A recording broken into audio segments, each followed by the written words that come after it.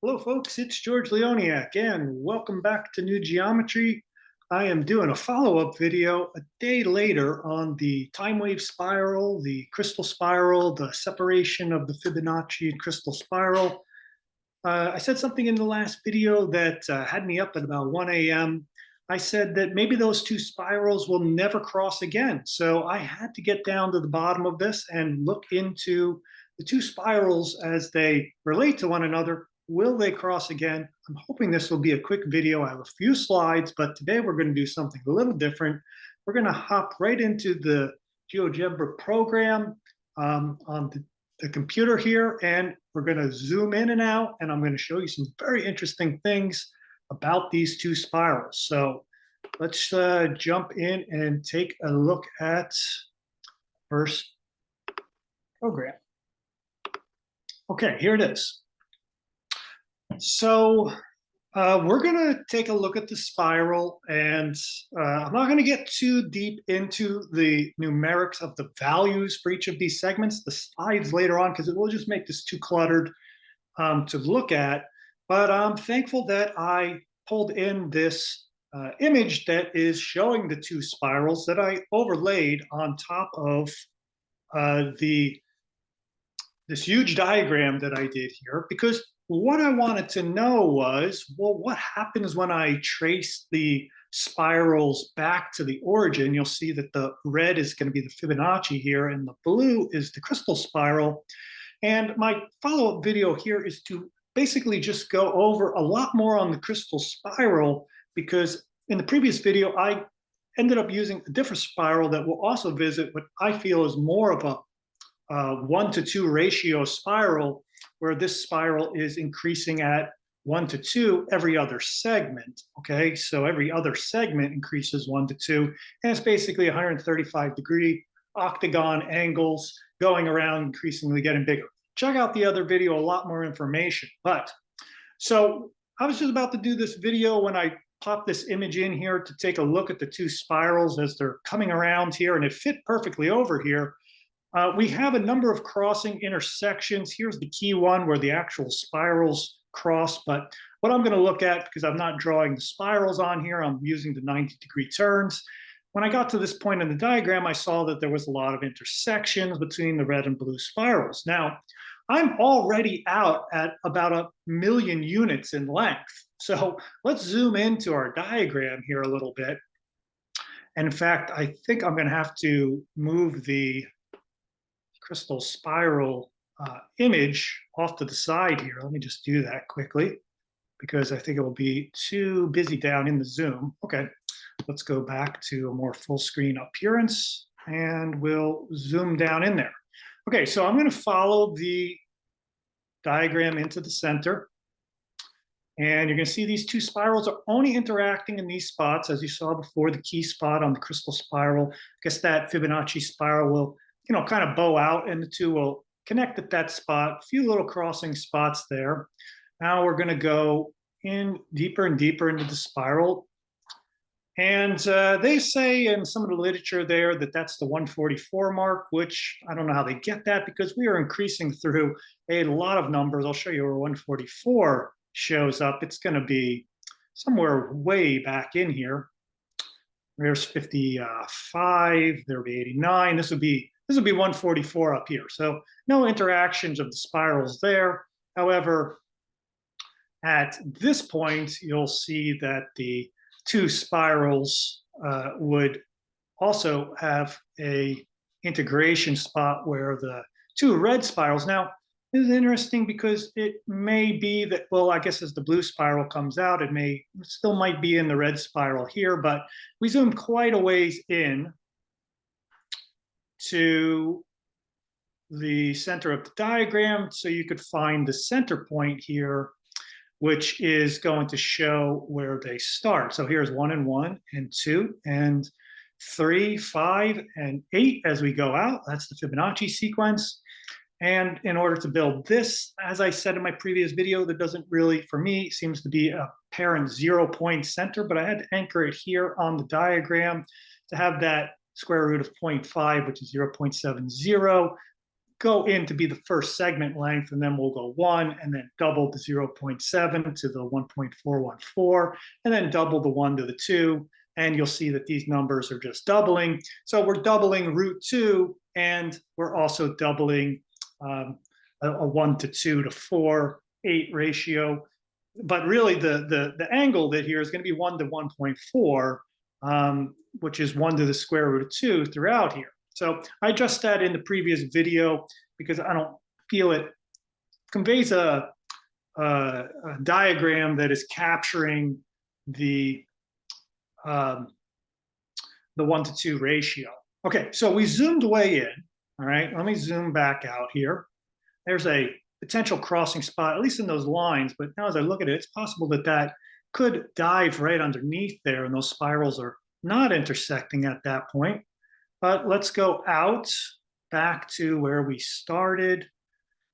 Now we're going through a lot of spirals to get a lot of turns of the spiral before we get all the way back out to where we started, which is going to be here in this little section where the diagram for the crystal spiral starts. So as you can see, there's a lot more going on inside here before we get to this junction point, okay, which is labeled here, and my blue and red intersection points are over here. So the question that I had, well, was, are these spirals going to meet again as I expand this 2-spiral system out further?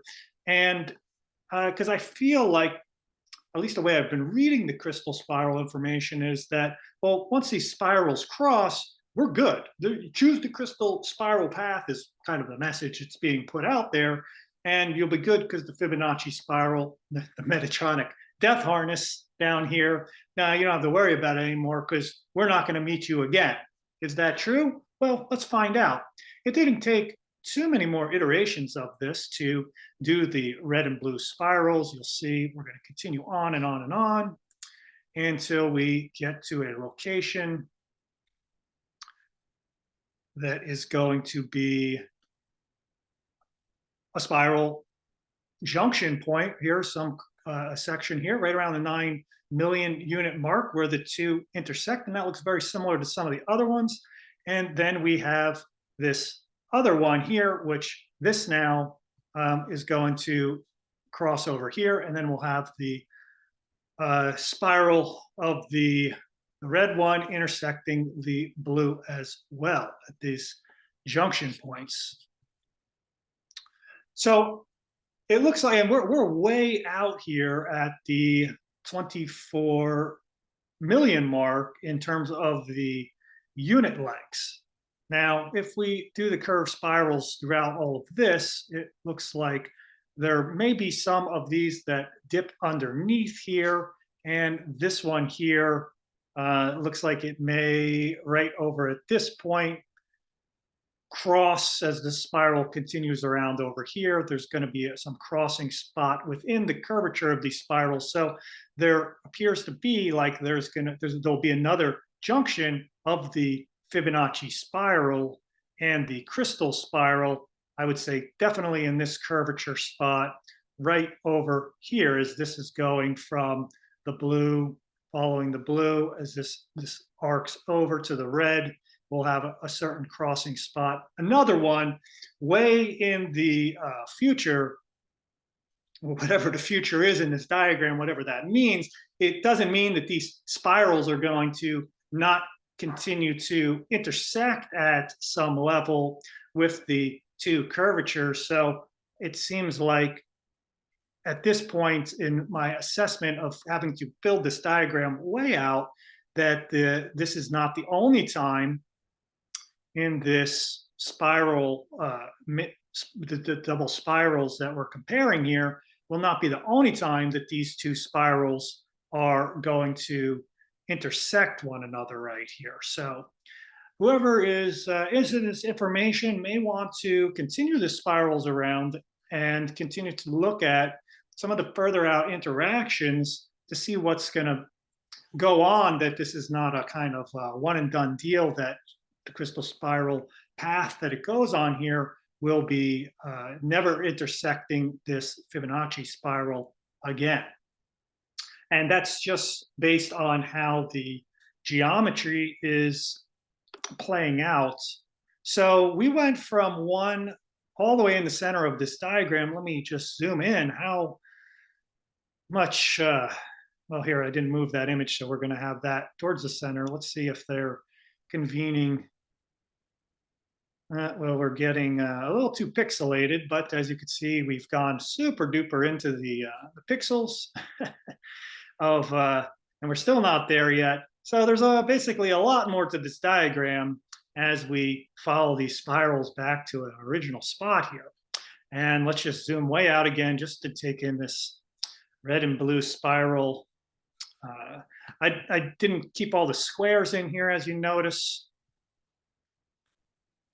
because it just made the diagram. And it looks like, for whatever reason, their center point is a little off of where mine was, but I am going to trust the one that I did here because it's built on the same grid, and it looks like they might have started with this unit here. Either way, I don't think that is going to change too much of the overall appearance of where these crossing points are, because my Fibonacci spiral is perfectly lined up within the square turning spots here of how it's making its way around within the Kathara grid units.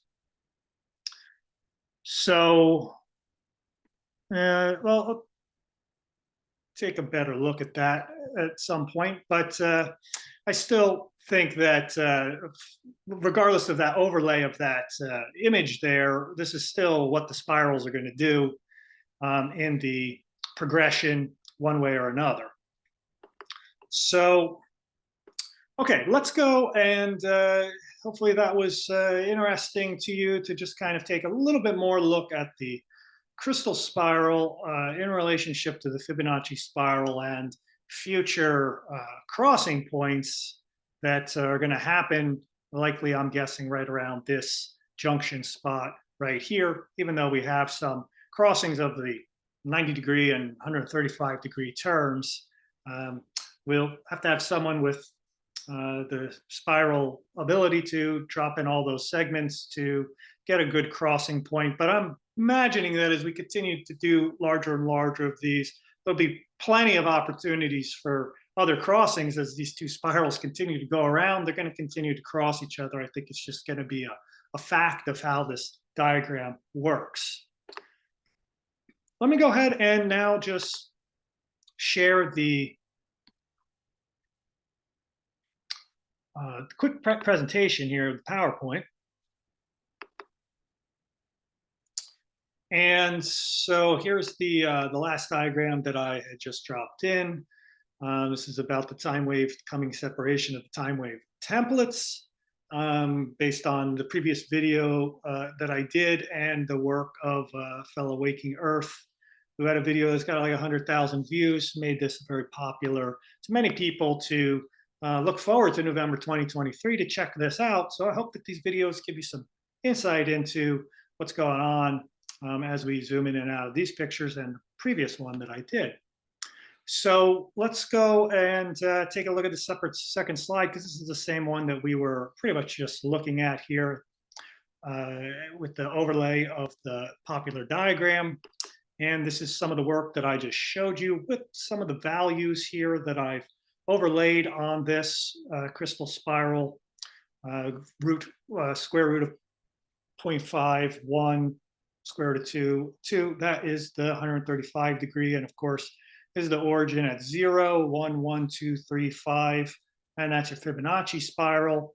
As we continue on, we have this crossing, but I'm betting that this is going to dip underneath here, it looks like. As this one comes around here, this is the crossing point that is where the two spirals meet based on this image here. That is the popularized image. And we've got these 5 little crossing points, which I'm starting to see are less important in the picture because it's not following the curvature of the actual spiral. It's just kind of providing the outline of it. And now we have the 5 more crossings, and I believe this right in over this section here, as this spirals around over here, and as this spiral comes around over here, we'll have another integration of the two spirals joining up in this particular location as this one comes around here, as this one drops down around. We definitely have got another crossing zone here, because this essentially is the same, I guess, little neck down point that's happening as it's at the top of the diagram here, where in this one here, it's over to the left of the diagram, same little 2 points as this red pokes up through the blue segment going across it. Essentially, that's the same thing that's happening here. The little red segment is popping up through the blue. And I think probably anytime that that's going to happen, the likelihood that the spirals may intersect and cross will probably be more likely at that junction point. So let's see here. We have the next thing that I want to touch base on is, okay, so that's pretty much my crystal spiral overview at this point, was just addressing something I said in the video yesterday, that I said that they probably would never cross again. And at that point, I was actually following this sequence, which I called the doubling sequence spiral, which actually is a doubling sequence spiral, which is going to have some more clear crossing locations as these two spirals intersect, as they crisscross, because we're kind of not dealing with that 135 degree angle. We're dealing with two spirals that are only going to have one particular crossing point as we go around, and they're going to be built on a doubling sequence, as you could see, that starts from 1 and 1 to 2. The divergence point here between these two spirals are going to be at 3. We go on the route of 5, which is going to take the previous number, 2, 3, 5. And then when we get from 2 to double it to 4, then we'll go on the doubling sequence route. So we have a kind of clear distinction where these two start and then go onwards from there. Although, as I mentioned in my other video, these crosshairs that are going through are now taking from a long distance on one of these rectangles way out here. If you find the center of the Fibonacci spiral that is now going to be more related to the golden mean, it's not going to start back at your 0 point in the diagram like the returning sequence numbers of 8, 4, 2, 1, 1, 0 will. This is going to start, the Fibonacci sequence, as I said in my previous video, has like a moving target, because it's going to have those crosshairs of trying to find the geometric center of your diagram is always going to be slightly different based on the difference in size of those rectangles. Only the golden rectangle will be precisely at that location, which I centered on the 0 point in the previous video, which I have. Check out that. You'll get a lot more information on this. But as you can see, as we follow these two doubling sequence spirals around, and remember, let me just jump to a slide from the previous presentation. This is a very important concept in the Kathara grid, in the crystal spiral, of how it's supposed to work, and why I was raising a lot of issues with this in the previous video. Because we really want to have, or what they're saying they want to have, is a 0, 1, 1, 2, 4 that is consistent. And in order for that to happen, we don't really want to. I don't understand why it became a diagram that includes root 2 in it, like a 1 to root 2 ratio, because then we have two doubling systems, and then basically we have 1 square 0, square root of 5, 1 square root of 4. And if you add those numbers up, they're not going to add up to this at all. So that's why in the previous video, I spent a lot more time on this diagram, which we're going to take a little tour of zooming in on that. And I think the crossings are pretty obvious here, but the numbers really work because they follow the Fibonacci. Take any 3 of these, add these two together, 9, 8, 7, 6, 10, then you get 15, 9, 7. And if you, of course, are just the doubling sequence, the 512 is 1024, 1024 goes to 2048. And same thing with the numbers here. Now, these are going to cross right at this point. And one little thing I was interested in here is, well, what spiral is getting there first, right? Because this is an important thing, is like if we're using one as the increment, let's just say they're traveling at the same speed. I don't know if that's true, but if we say one, they're all moving at increments of one, well, then the crystal spiral, or the, no, this isn't the crystals, this is the doubling sequence spiral, that is going to come to this little meeting point at 476957, which is going to get there to that point well before the 534484. It's pretty close, but it's already gone by there, let's just say. And then the red spiral is now taking longer to get there because it's taking 53,000 or no, 500, over 500,000 units to get there, right? So it's going to take 500,000 units to get there, but it's just under 500,000, around 475,000 units to get there. So it's like these spirals are, they like, I don't know, it's like it laid out a trail. This is like Tron. It's like Tron, the movie, where they're riding those little bikes that are throwing out this this like little 90-degree, every 90-degree turn they make real sharp. They lay down their trail, and right here in Tron, my son really liked this. I doubt I'll ever watch this movie. I mean, this video, but he loves that movie. But if we follow this out and the crystal spiral went across here and then it made its 90-degree turn, well, the Fibonacci spiral is going to come around. It's going to make its 90-degree turn because now it's behind it, and bam, it's going to blow into little Fibonacci particles at that point when it hits the blue crossing line. So it's kind of like, think of these 90-degree turns as Tron. I know we're not looking at it as the spirals at this point, but I like the 90-degree ones. They help me visualize and easy to draw. Okay, so let me just hop over. This is all we need to do on the presentation, but this is the first diagram that I did in the middle of the night because I was curious to see if these spirals will cross each other. It was a lot more obvious in this diagram here. So now I got to hop over to the iPad real quick, and that'll just take a moment because I did this drawing late last night at 1 a.m. and preparation for taking another look at this material.